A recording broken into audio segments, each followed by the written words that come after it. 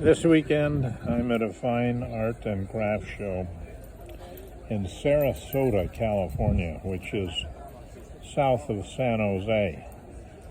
So we have all these wonderful fine artists and craftsmen out here at the university lawn in Sarasota. And my furniture, the redwood folding tables and benches. Boy, isn't redwood a pretty wood? And this is my adjustable height table.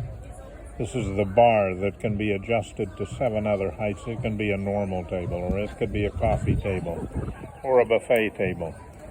It's a little windy today. Some of these guys have been artists for their entire lives, and they're very successful, and they're out here promoting their wares.